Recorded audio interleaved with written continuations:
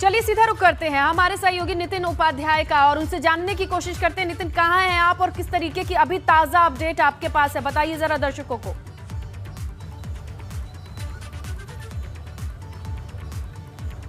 देखिए, करीब 15 से 20 किलोमीटर दूर जहां ये घटना हुई है कमला नगर से, वहां से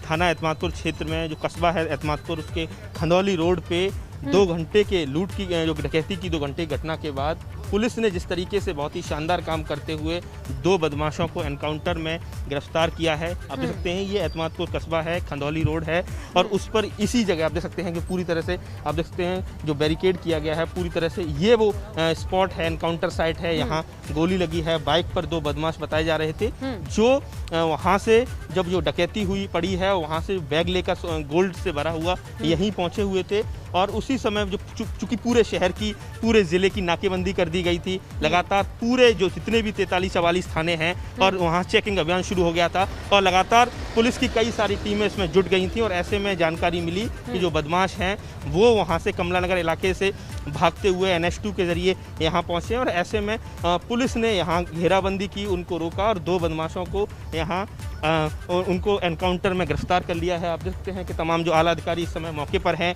SP ईस्ट अशोक वेंकट यहाँ नज़र आ रहे हैं, SP वेस्ट यहाँ सत्यजीत गुप्ता नज़र आ रहे हैं। इसके साथ ही खुद मौके पर ADG जोन राजीव कृष्णा उन्होंने खुद वहाँ उसका मुआयना किया और उन्होंने इशारे दे दिए थे कि हमें बहुत ऐसे अहम लीड मिली है, हम जल्द ही इस घटनाक्रम का खुलासा कर देंगे। तो आप समझ सकते हैं पुलिस के लिए एक बड़ी चुनौती थी, कानून व्यवस्था को लेकर लगातार सवाल खड़े हो रहे थे। ऑफिस में लूट हो रही है, पुलिस को सूचना कब मिली, कितने वक्त में नाकेबंदी कर दी गई और ये सारा ऑपरेशन हमारे सामने है, जरा समझाइए। देखिए टाइमलाइन की बात की जाए तो जो घटनाक्रम बताया जा रहा है 1:30 से 2 बजे के बीच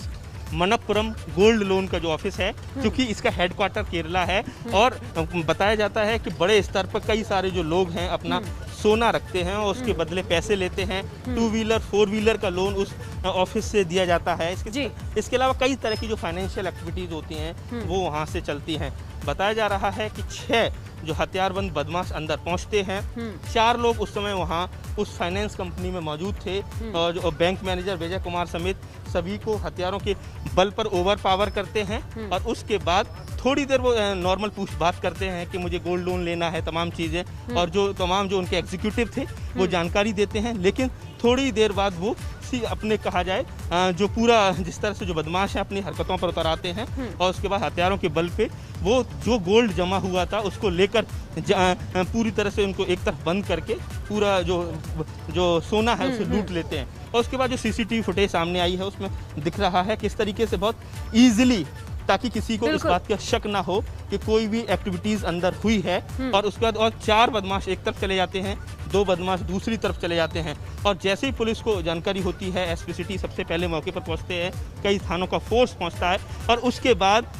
मौके पर SSP पहुंचते हैं, IG पहुंचते हैं, ADG और उसके साथ ही पूरे ज़िले की नाकेबंदी शुरू कर दी जाती है। लगातार चेकिंग अभियान शुरू चलता है। देखिए, एक महत्वपूर्ण बात यह है कि वहाँ से सामने ही मेडिकल स्टोर है और उसका एक युवक लगातार वहाँ रोमिंग कर रहा था और वहाँ से जब पुलिस को शक हुआ तो एक युवक को उठाया है और उसके साथ ही लगातार ऐसे कौन लोग हैं। बिल्कुल नितिन, तो यहाँ आगरा पुलिस ने जिस तरीके से मुस्तैदी दिखाई है और जिस तरीके से घेरेबंदी की है, ये वाकई काबिले तारीफ है कि लूट होती है और इसके साथ ही जो अपराधी हैं, जो बदमाश हैं, वो पुलिस के गिरफ्त में होते हैं और पूरा सोना और पैसा भी रिकवर हो जाता है। आपका शुक्रिया नितिन।